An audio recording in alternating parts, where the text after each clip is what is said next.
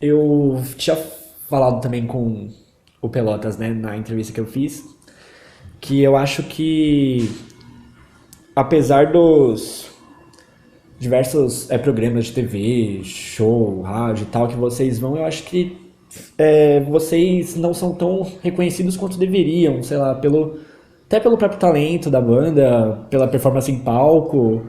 O que Aham. vocês acham que falta assim para atingir mais gente, para mais gente conhecer a Cachorro? Ah, se eu soubesse, talvez eu ia querer uma pitada disso. Ou não, sabe? Eu acho que, pô, a gente tá aí há 16 anos Tá juntos. na tá na medida certa assim de É, eu conheço muita coisa que foi muito popular nos dois primeiros discos e não chegou a lançar um terceiro, né? Pode, não faltam dedos nas mãos para citar, principalmente do histórico mais recente, né? É verdade, é verdade. Então, velho, eu tô sempre olhando pra frente, a banda também, sabe? A gente não fica olhando muito pro passado, isso nos deixa forte. E a gente morre de orgulho de estar aí fazendo o que a gente quer, né? E há tanto tempo também, Há né? tanto tempo e cada disco e cada turnê a gente cresce um pouquinho mais, toca em lugares um pouco maiores e um novo público se renova, sabe? Eu só tenho que agradecer, velho. O melhor trabalho do mundo é estar em cima do palco, é estar dentro de um estúdio gravando. E eu acho que esse tipo de reconhecimento maior e uma coisa que se acontecer vai ser maravilhoso, se não acontecer a gente vai continuar aqui fazendo o nosso caminho que é a melhor fase da minha vida, desde que eu comecei a tocar com esses caras e comecei a gravar discos e comecei a excursionar os discos. Eu nunca imaginei que estaria aqui dando uma entrevista, sabe, com 8 discos lançados. Eu não troco a minha carreira por nenhuma que tem aí. Não troco os Esse, caras que tocam comigo por nada. Né? É um prazer imenso, é maravilhoso poder fazer parte disso. vocês tiveram um sonho aí de abrir pros Stones, já tiveram uma ilustre parceria, digamos, com os Ah, isso Stones. daí foi um Como sonho foi esse mesmo, dia e né? esse sonho? Como que foi isso aí? Isso daí é uma das melhores coisas que aconteceu na nossa vida, não na nossa carreira, né? Tudo começou quando eu era pequenininho e ficava ouvindo os discos dos Stones. Essa aqui é a minha coleção de Stones. Tá tudo aí. Eu sou um aficionado pela banda, eu sou um apaixonado. Eu estudava eles, sabe? Cada disco novo que saía eu corria atrás. Eu tenho todos os vídeos, todos os livros, todos os discos. Eu sou um fã assim doente, como dos Beatles também, né? E pra mim um sonho naquela época era só assistir os Stones. Se um dia eles viessem pro Brasil, já era um sonho. E esse sonho eu já tinha realizado, eu já tinha visto umas 8, 9 vezes os Stones. Então eles me vêm pro Brasil na turnê de 50 anos, né, cara? E acontece isso deles chamarem nós pra abrir o show, né? Coisa fora da nossa realidade, sabe? Até hoje eu tô meio bobo pra falar sobre isso, sabe? As pessoas perguntam como é que foi lá abrir o show dos Stones. Eu, olha, velho, Não tem como tô explicar, né? assimilando.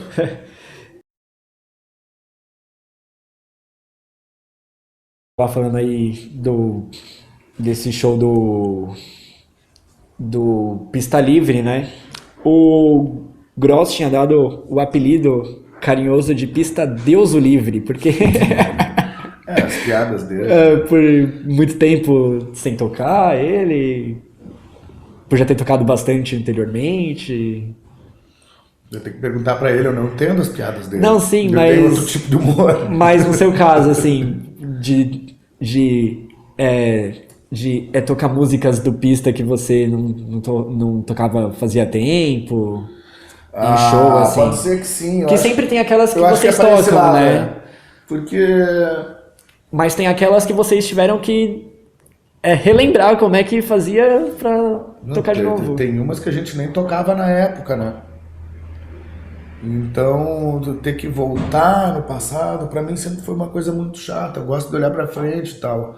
Mas como o disco foi relançado pela gravadora que gravou na época, Então teve um intercâmbio ali, os caras falaram que iam relançar o disco, então vendo essa ideia, poxa, vamos fazer 2 showzinhos em São Paulo e Porto Alegre, que era na época do Pista Livre das cidades que a gente mais tocava, né? Ficava subindo e descendo do sul pra cá. É que foi logo que vocês tinham vindo Quando pra cá, né? a gente veio morar aqui. Então eu achei que, pô, seria legal, né, pra aquela galera que ouviu na época e as pessoas também que conheceram o disco depois, né? Foi uma época importante pra nós. Primeiro disco que saiu por uma grande gravadora, foi o primeiro disco que o Brasil inteiro ouviu. Os 2 primeiros, eles são mais... Não, principalmente o primeiro, né? O que conhece mais é o Sul. Depois o resto do Brasil veio a conhecer, mas... Que veio pela... É pela revista do... A revista do Lobão é o segundo. Do Lobão, esse né? já saiu no Brasil inteiro, nas bancas do Brasil inteiro, levou nós a tocar em tudo que era festival. Mas o Pista Livre foi aquele que solidificou, que veio e bateu o martelo, assim, essa banda veio pra ficar. Não é a banda de 2 discos. É o que falavam Mas na é mais época e isso. agora eu tenho que acreditar, eu tenho que concordar, né? A banda tá aí até hoje. Que foi um divisor, Muito né? por causa dessa época aí que foi importante. Então eu até entendo a piada que o Gross quis fazer. De lá pra cá a gente passou por muita coisa. Então Deus o livre. É mais por esse lado. Eu acompanho vocês, assim, de shows e tal, não faz muito tempo não, faz um ano, por aí. E nesse um ano eu vi um show no Galeria Olido, que até guitarra você pegou lá, arrebentou na guitarra. Galeria Olido. Ah, sim. Em julho, acho. Ano passado, né? Eu faço as músicas, né? Aqui em casa. Eu faço as músicas no violão. Ou faço sozinho, ou divido a autoria com alguém da banda, né? Então, eu risco um violãozinho e tal. E teve na época das 2 turnês passadas, eu tocava guitarra quase que o show inteiro. Tocava mais da metade do show. Mas foi uma fase da banda, saca? A turnê do Costa do Marfim já não tinha mais espaço para isso. E eu fico mais tranquilo sem guitarra também. Eu acho que eu consigo me concentrar mais na voz e nas letras. Eu tenho um puta problema com letra. Eu não lembro as letras. Aí já tocando junto, aí complica mais, né? E as nossas letras, elas são meio surreais, assim, elas meio que não contam uma historinha, elas não são cronológicas.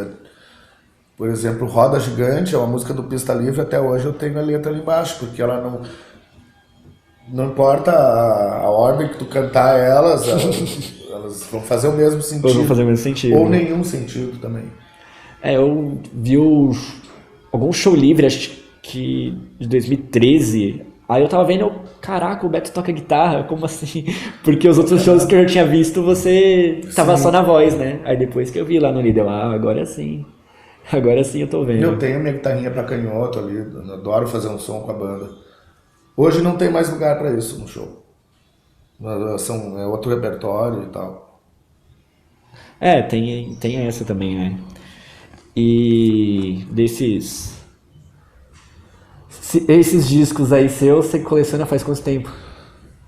Desde os 10 anos de idade, que eu parei de quebrar eles daí, né? Eu entendi que era pra ouvir. Então.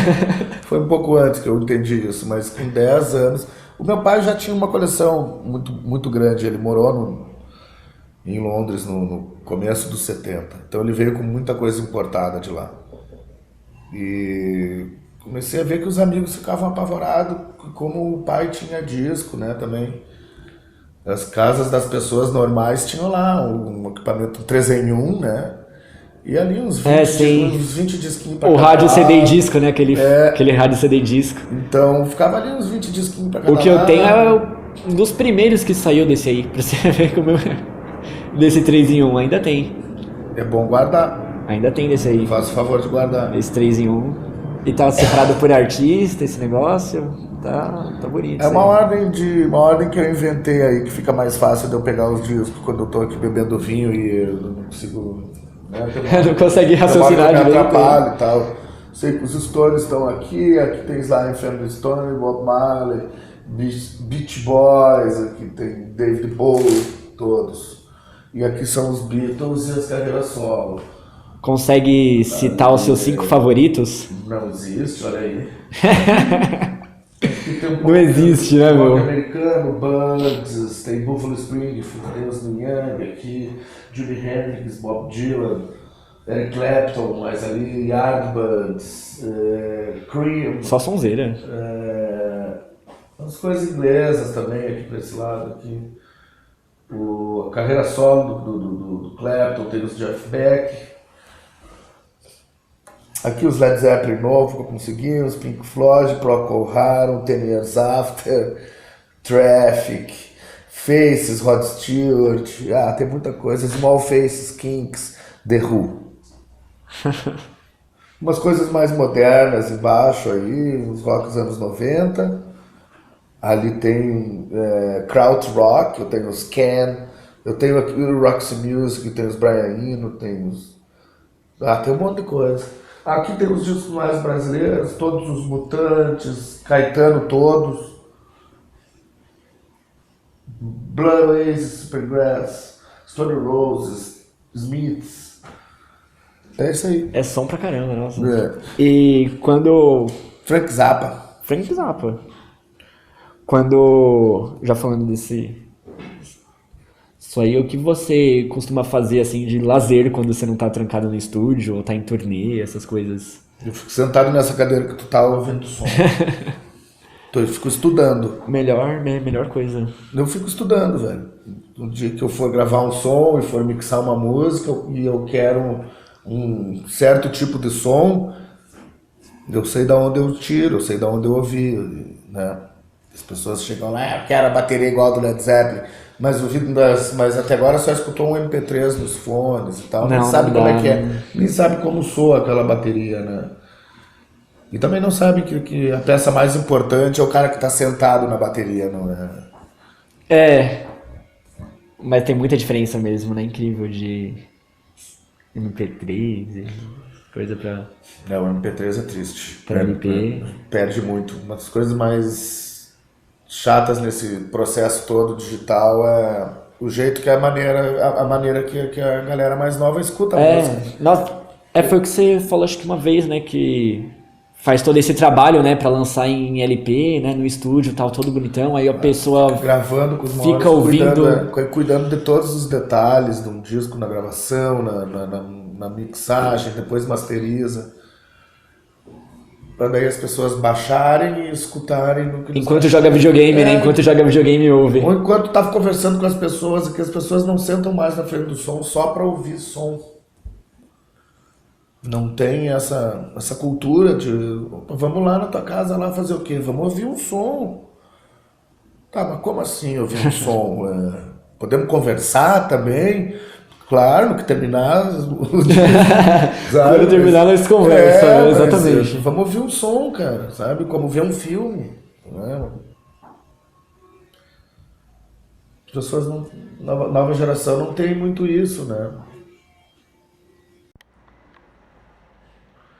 Então, o disco que eu mais amo na minha vida é esse disco do George Harrison, que é o All Things Must Pass. É um disco triplo, é o primeiro disco solo dele. Então ainda tem muitas músicas que sobraram das sessões do álbum branco, do Abbey Road e do Let It Be. Ele pegou tudo isso com mais algumas coisas novas e fez, cara, o melhor álbum da história pra mim. Uma banda incrível, todos os Derek and the Dominos da banda que o Eric Clapton montou tá aqui dentro. O Ringo toca batera, Billy Preston, sabe? É fantástico. E tinha tanta música na cabeça dele na época que ele soltou um álbum triplo. Olha essa coleção. Isso aqui é uma obra de arte, maravilhoso. Eu recomendo para todo mundo ir atrás desse disco, tá? Porque é um disco que fala de amor, também de esperança e talvez seja o melhor disco da carreira solo entre todos os Beatles. Para melhorar a nossa vida, em 2001 relançaram ele com a capa colorida, com o disco todo remasterizado, com um som até melhor do que o da época. E é incrível também, vale a pena conferir isso aqui. George estava com a macaca nesse ano de 71. É o disco da minha vida. Primeira vez que eu tô vendo esses discos em Sério? vinil.